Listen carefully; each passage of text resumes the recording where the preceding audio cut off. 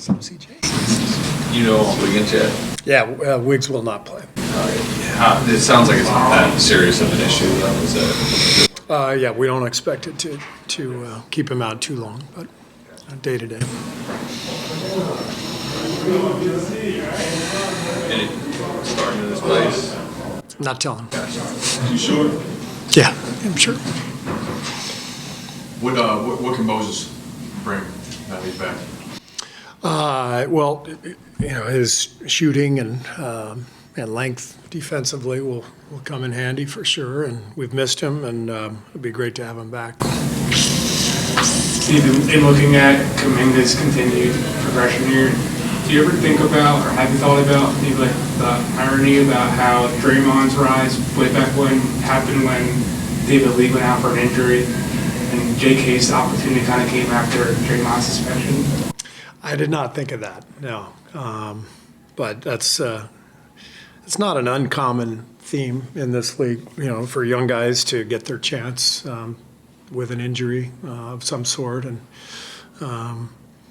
but regardless, I know that Draymond makes JK better, so I like having them both. I mean, that's the ideal scenario for us. So they've been really good together, and it's fun to see JK continuing to grow and get better as the season goes on. Coach, I hate to ask a stupid question, but I'll judge that after I hear it. Yeah. at Curry's age, as long as he's played in the game, what does it say about him, not only his talent, but his work ethic, the fact that he can put up 60 in a game? That's not a stupid question. It's a little bit of a softball, but I'll take a swing at it. I just think that Steph continually amazes everyone night after night. He really does. And you wonder how long he can do this, but then when you watch him approach every day, you realize why he is playing at such a high level year after year. Because he works all summer.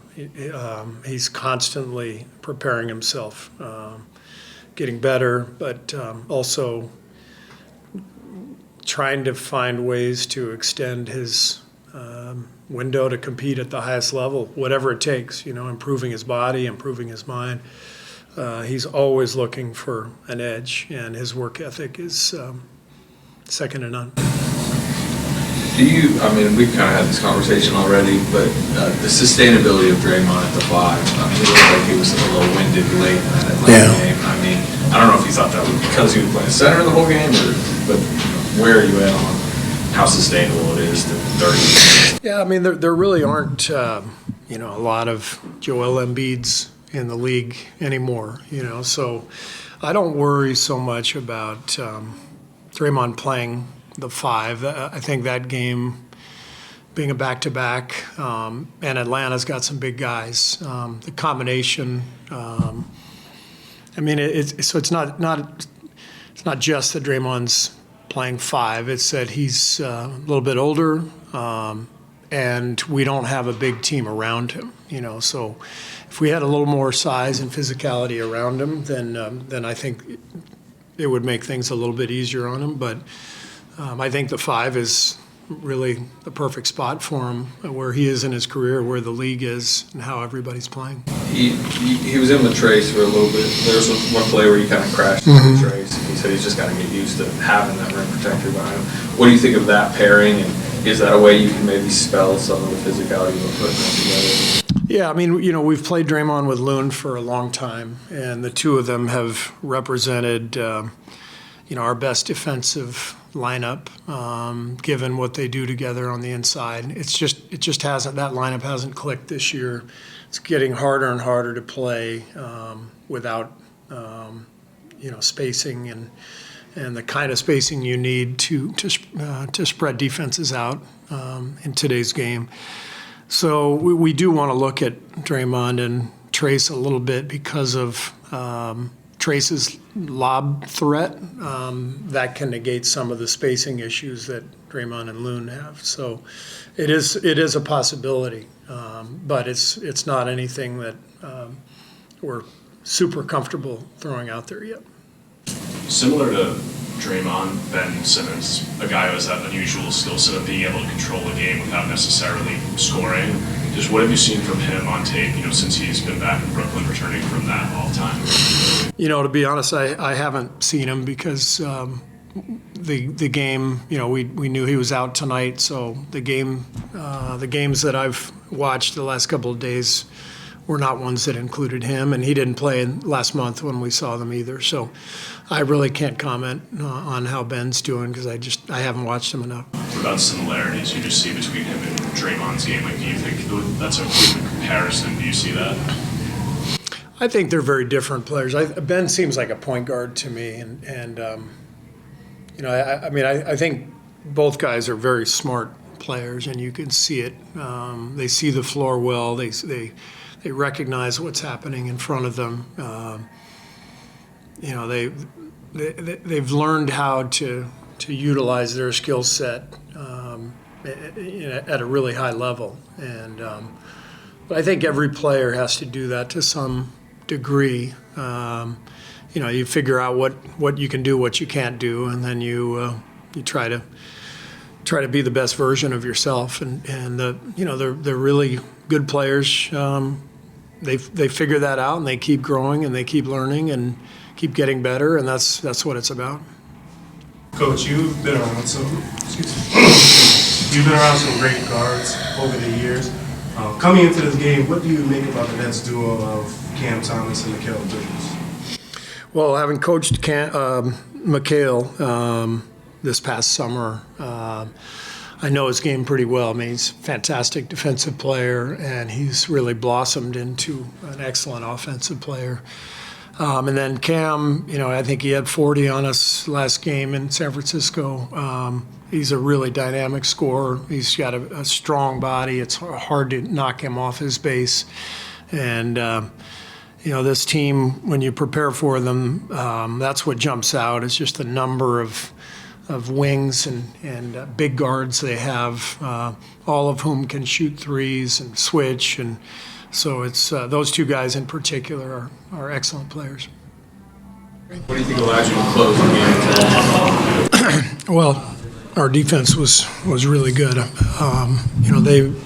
I know they missed some shots tonight that they've hit last few games. I mean, they've been pretty hot from three.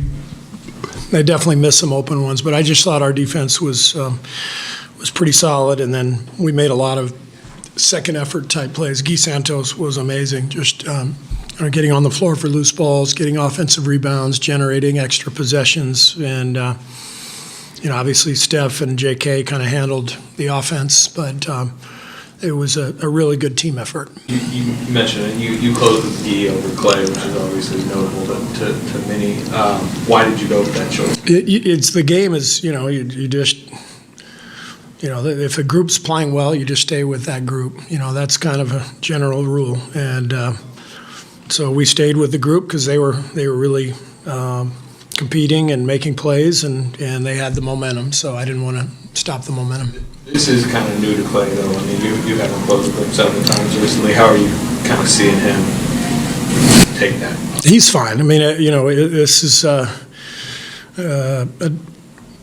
season where he's had a lot of ups and downs, and it's not easy, for a guy who's been so good and Hall of Fame player to deal with the injuries and it's never easy for any player getting older but he's mentally tough. He plays through everything. I'd like to get some of our depth back so that we can give him a little more rest and maybe not play him on some back-to-backs, try to ease the load that he has.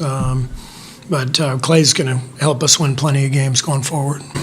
Just on top of that, do you think that maybe some of Klay's recent struggles have to do with how much he's been playing?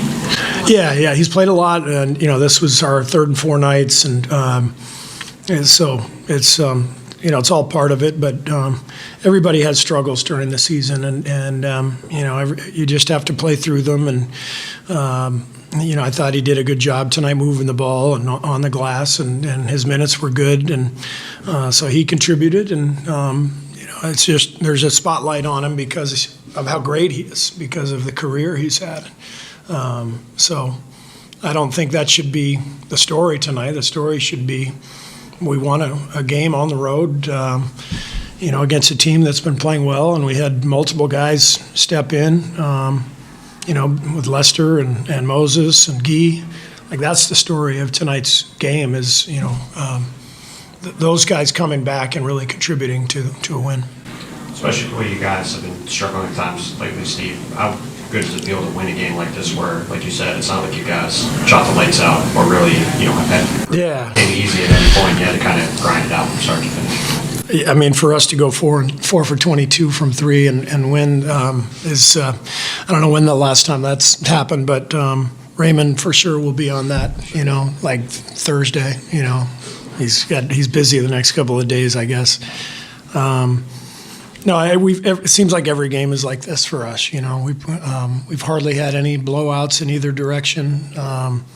So every game's tight, and I think, if our guys can build on this, we can recognize what it takes to win these close games, and it's a lot of grit. That's what was so impressive about Gui tonight is just the multiple efforts, and he was going after every rebound and loose ball and diving on the floor, and that energy is contagious. The whole team felt it. So I thought Gui was just fantastic. There was one specific possession where I think he got 2 offensive rebounds, and then Pajewski gets, I think it was his 10th of the game, and Claxton gets the flagrant. Right. Turns into a 4-1 possession. Is that kind of a microcosm of what you're talking about?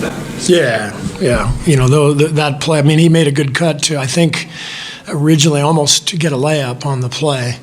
And, he understands the value of finishing cuts. We had a lot of guys tonight who would start to cut and stop, and they're switching everything, and we got nothing going. So, against a team that switches like that, you have to cut. You have to be around the basket and make sharp cuts and swing the ball, reversal.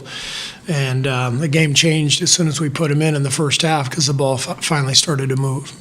How much of a focal point was pace in the second half? Yeah, it was pace, but it wasn't necessarily pace, trying to throw the ball ahead and get quick shots. It was the pace of our cuts and the force of our cuts. Against that kind of switching defense, if you're kind of jogging through stuff, it's really easy to just switch and stay in front. So I thought the first 5 minutes of the second half really set a good tone. Our guys were much sharper and harder with their cuts. I know every team's different, but the Heat last year, they played probably as many, if not more, close games as you guys are playing. They rode that all the way to the finals. They talked about it over and over. Why does playing close games now, if you can get to a play-in and the playoffs, why does that help now? Well, I think just the experience of being in a tight game down the stretch, but recognizing, what it takes. And there's a reason, people talk about Heat culture. It's about competing. It's about, fighting and scrapping for every loose ball, every rebound. And, we all, want players doing that. But it's easier said than done. A lot of players, it doesn't come naturally for them to see the cut, to see the rebound, to see the loose ball, and to be a step ahead. And so that was, the value of Gui tonight was he was that guy, and he set a tone. Is Sarich okay? You do bring him back in the second half? Yeah, he's fine. He's coming back off the injury, and the game was so small. The way Brooklyn was playing when Claxton would go out, they played 5 small guys. It just didn't feel like a great night for Dario. What's your assessment of the team thus far since I'm sorry? Draymond's return? What's your assessment of the team thus far since Draymond's return? We're making strides for sure. I don't know what our record is since he came back, probably 4-4 or something, but we're making strides. I can feel it. I think the team can feel it. Draymond is just an incredible player. He's so smart and he's so good defensively, and he does so much for us on the offensive end with his passing and screening. And so I like the direction we're heading with him back. Thank you, guys. We'll have those stats by Friday.